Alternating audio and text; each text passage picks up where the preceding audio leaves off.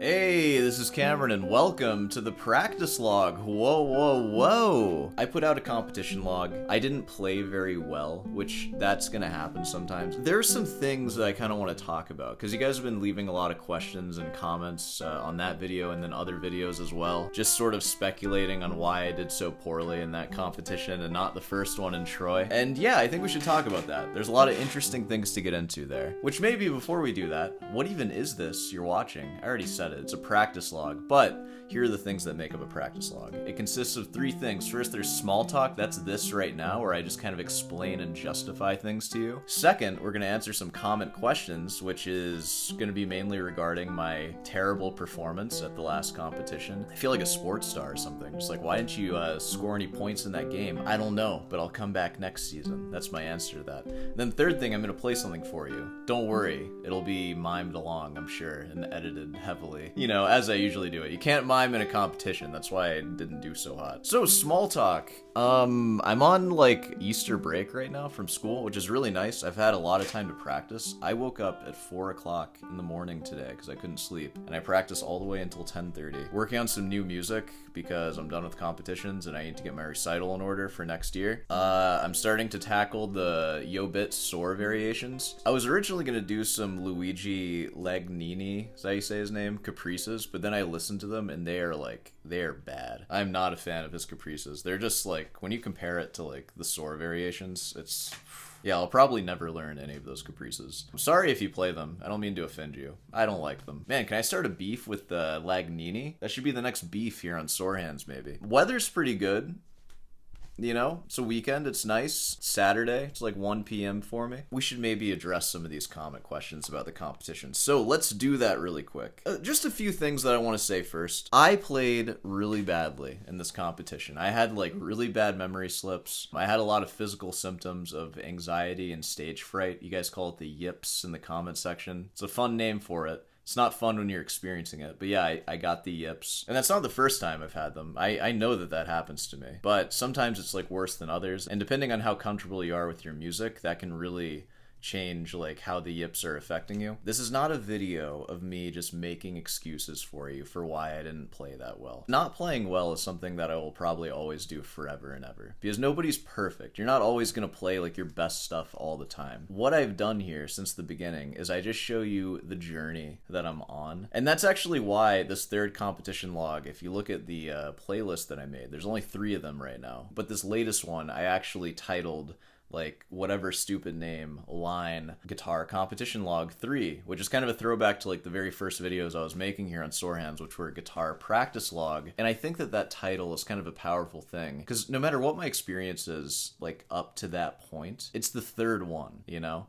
Like if you look at my third video, it's pretty bad. And like my playing is bad, I'm sure. In fact, I didn't even upload my third video. The first video I uploaded is my 4th video, and it's titled Guitar Practice Log 4. So like wait for a guitar competition log 20 or 30. There will be 20 or 30, I'm sure. And they'll probably look a lot different from 3, you know? Like right now, I'm really just getting my feet wet into it. I have years and years of progress to make before this is gonna like turn into anything. Before it starts looking like my 100th or 200th YouTube video, where I'm starting to like get the groove of how to make these things. So let's actually start with this one. This is from Chris Burksky, friend of the channel. What's up? The performance was tough to watch, but the whole video all in all was your best so far. I loved everything about it. The video, I thought the video was pretty good, actually. I agree. I'm still looking forward to your regular stuff, because when it comes to infotainment, your level is like that of those guitarists. Your high is very high and your lowest is very high too. Thank you for the compliment. You're essentially saying that I am a clown, and that is what I am best at, and I should just stick to that. But believe it or not, I haven't been a clown forever. There's a reason why the video itself was so much better than my performance in that video. It's because that was my like 750th video being filmed. And so needless to say, I've gotten like pretty okay at it, and I've kind of figured out how to just come up with narratives on the spot and then just kind of roll with them. And I remember making my first video, my mind would be buzzing with all these things, like how is this gonna look like once I'm editing it? Is this even a good idea? Like, do I have the ability to even edit this to make it into a video video that's like anything at all. And I'll tell you, in that performance, my brain was like completely scattered and I was thinking about all these things, and that's pretty much how it was like making my first video, my first like terrible video. And that video was really bad. This performance was also really bad. And that's why. It's just a lack of experience. Like, I don't know what to expect and I don't know what I'm getting into going into it. Kind of just have to do it a bunch of times before you get your groove. Just like with making YouTube videos, for example. Alright, I'm actually gonna hit a bunch of questions here. Cameron, you just need beta blockers. Beta blockers. Dude, I've heard so much about beta blockers this week, it's crazy. Everyone in the industry uses them. Trust me, bro, everyone. Just talk to your doctor first. Why? Why, dude? They're just beta blockers. They're not gonna hurt me. Take beta blockers for your next competition, if they're allowed. They're certainly allowed. I don't think it's like weightlifting where they're like steroids, right? Like, oh, you won the competition, we're gonna drug test you for beta blockers now. In all seriousness, propanolol, which is like a beta blocker, I guess, is almost a cheat code for competitions if you have physical symptoms of anxiety. You'll still feel the nerves, but the shakiness goes away. Get some propanolol for your stage fright. I'm sorry I can't say the drug's name. Dog, propanolol will set you right. Take propanolol before going up. So that seems to be a question that's asked a lot right now. Beta blockers, will you take them? Stop being a nervous little baby. Why don't you just take your drug and shut up and play your Bach good for once in your life? And for whoever said that a lot of performers take them, you're right. A lot of performers do. I don't. I've never taken a beta blocker before. And again, I just want to refer back to the fact that it's the third competition. Just looking at how I used to perform like 2 or even 1 year ago versus even how I did in the last competition. Like, I bombed it, of course. Like, I had like huge memory slips. But if you go to like random moments, even in the Prelude, which was like the worst piece I played, like a lot of it still sounds like okay, you know? Like, it's just those huge mistake moments that if you got rid of that, it would dramatically increase the quality of the Prelude. I'm not like hyping it up and saying like it was awesome everywhere, because it was still like the whole thing was still shaky and like pretty low quality. But for the circumstances, I think it was pretty good. And I was dealing with more than just the pressure of the stage. I was a little optimistic with the Prelude because I made a bunch of huge changes to it like 2 weeks before the competition, and I had all the fingerings written out and stuff, and I just thought if I practiced them every day that it would just sort of overwrite what I've been doing for the last like year basically of that Prelude. And I was wrong. It takes longer than 2 weeks to change like big fingerings. Oh, and I also want to address, because you actually see it right now, I'm moving away from the footstool because, man, listening to my tone in that masterclass, I sound so bad. And a lot of you have said you sounded so much better when you played the teacher's guitar. And I don't know, I don't really agree. I feel like I kind of sounded the same, but I noticed when I gave Dr. James my guitar, he made it sound like so much better than I made it sound. And so this is separate from the beta blocker thing, but I'm using a different support because I'm finding that the footstool, I have the guitar too high up, and it's like I'm like putting all this pressure with my legs to try to hold it in place, and it gets unstable so quickly. So I'm going for a more shallow angle with my hands, which is something that he suggested. And I think you'll find, I'll probably play the Prelude today. I think my tone is a lot better. Versus like how I'd play like down here. A lot of nail. I was just kind of like, I don't know, I wasn't even listening to myself. Big changes to my technique, and I've been working with that for a little while. Unfortunately, with this thing on the back of my guitar, I now have to keep my guitar facing the correct way, which I know is a sad change to be making here on Sore Hands. You guys are so used to my guitar being faced around, but I can't do it anymore. My guitar will fall out of the stand. So a lot of you have mentioned my guitar tone sounds bad. I know, it does, and I'm addressing that, and I feel like it's sounding a lot better now. Some of you have even mentioned it's time to upgrade my guitar. No, I don't think it is. I think it's time to upgrade myself. I think my guitar is fine. I've heard my guitar played beautifully. It can be done. We're sticking with my guitar. Oh, I did raise the bridge height on the treble side of my guitar too, so it's a little bit harder to play now, but it does sound better, I think. So anyways, beta blockers. Will I be taking them? No, I don't think so. I don't think I'll be taking them, and I'm not refraining from them because I think it's some like moral high ground to not take them, because it's like, oh, I don't need any kind of drug or assistance or anything, because some people need them. Like, some people are just insanely nervous and they need anxiety medication to calm their anxiety. I don't think I'm that anxious of a person though. Like, I really don't think I need it, and it seemed like a lot of the symptoms that it addresses is more the physical symptoms, which I did get physical symptoms of the yips. I did. In the moment when I was playing, my hands felt really shaky and stuff. But even while that was happening, as long as my mind was focused and I'm playing the right notes, like, looking back at the footage, I don't see my hand actually shaking. So I feel like that's not even really the issue. Like, again, what happened in that prelude, it's just new fingerings that I just wasn't comfy with, and I needed more time to get comfy. I probably needed like several months to really get comfortable with them. So it was that, and then also just not having a plan for like keeping my mind on straight. Because all I did to prepare for this was just practice. But I'm finding now that it's really mental. Like, if you want to actually play well under this kind of pressure, you have to have some kind of, like, mental plan to, like, center yourself and then just have your one singular thought and not let your brain go crazy while you're, like, trying to play the hardest music ever written for like the worst audience ever. So yeah, I think I'm gonna get that stuff in order first. And if by like competition log 20 or 30 I'm still a shaky mess and I'm not improved at all, then I'll try anxiety medication. But until then, I think it's probably worth just not doing it. And I feel comfortable doing that because also bombing is not like the worst thing to ever happen in the world. It's okay to play badly. You know, nobody gets hurt when I play my Bach badly. So it's not a big deal. Like, I know I could record that piece and it would sound much better than a live performance. I know I can play it. But being in that performance setting, it just kind of puts it all on the line, and it just makes it really apparent where the weak links are. And I think my weak link right now is like my mental. Like, I can practice the music all day. I can practice it for months and months.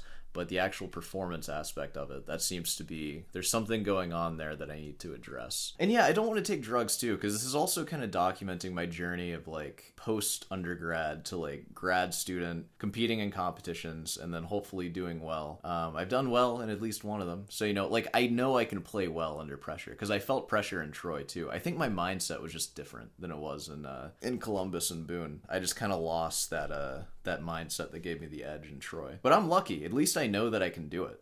You know, like I know I can do it, so it'll be fine. But I just feel like taking drugs to solve this issue at this point would just be like premature, and it would also make the story like a little less interesting. Like, is that what people want to see? Like, see me just start taking drugs and then like just playing like how I would play? Because even if I could play to my very best of my abilities, would I have done well in that competition still? I don't think so. I watched the finalists, and all 4 finalists were like insanely good. And I don't think my best playing, even on all the drugs in the world, or just my perfect practice room playing, even compares yet to that. So I don't even play guitar well enough to like compete in that room yet. So why am I taking drugs just to like play 5% better? The big thing is 5-hour practice days minimum. Hard, focused practice, mainly work on new music now, but like every moment is goal oriented and I'm like trying to achieve something. And then the second thing is starting to think about mindset stuff, which I'm not going to go too far into now because I don't want to just say a bunch of things that I've like idiot researched and then tell you like this is what I'm doing now, because I actually have 2 performances lined up for April. A lot of you guys have addressed this too, like shouldn't you be doing more competitions to get used to it? I'm doing performances right now. So I have 2 for school that I'll be doing. One where I only do 1 piece, and then the other where I actually do my full competition set, which is the 3 pieces that I played. So it'll be like 12 minutes of performance. And if I'm able to control my brain a bit better for those, I'll talk about the strategies that I'm using. But I am putting substantial time into practicing like thinking, not just the guitar. We'll see if those actually work, and then I'll talk about them. You know, something that I have to remind myself is that the majority of people watching these videos, they're not like people in college for guitar and like really seriously studying classical guitar, but a lot of you do play guitar, and I'm sure that most of you have experienced some kind of performance anxiety, and you go to do this thing that you've practiced to like show people what you got, and then you just do so much worse than you ever could have imagined, and you almost feel like kind of broken after that. Like, I know that feeling well, but I can tell you that after years of working on it, and especially like doing master classes every week and stuff, even what you saw in Boone is so improved from like what I could have done a few years ago. And even what you saw in Troy, which was my best like performance in that kind of setting, like I could never have done that 2 years ago. Never. It's only from this exposure that I'm able to do that. And even in Troy, I wasn't very comfortable either. And I think it would just be cool to see that unwrap over time. And there's no need to expedite it with like a drug or anything. Maybe there will be, like once I've like really plateaued and I'm really like, I know I'm better than this. Like, why can't I play? Then sure, I'll try something then. At least from my experience, like conquering stage fright can seem impossible, but you can do it. It just takes a while, and you have to eventually trust yourself enough to where you just Don't worry about it. Just as I trust myself to make a video, I have no plan for this video. Like any video I film, I have no plan. Like a lot of times I just log onto YouTube and I'm just like, what am I going to react to today? And then I just see something and then I just jump in and I come up with what it means to be a classical guitarist, and then that's a video right there. I just trust it. You know, there's no worry when I do that. But, you know, sometimes, especially when I'm starting that prelude, I have that fear. I have that worry. And that will go away naturally. But we just gotta, like, give it time. All right, speaking of that, I'm going to play the prelude for you right now. Hey, I'm going to play the prelude for you. I'm going to use some of the strategies I talked about, and I just warmed up a little bit, so this should be good. Or, well, I didn't talk about the strategies. I said that I would use them and not tell you. And you might look at this and say, like, this doesn't feel like a real performance. Is this really going to tell you anything? It is, because this is the take, and we're just going to see how it goes, and I'm going to try to keep my mind right throughout the entire thing. And, yeah, well, this is the prelude to 997, so check this out.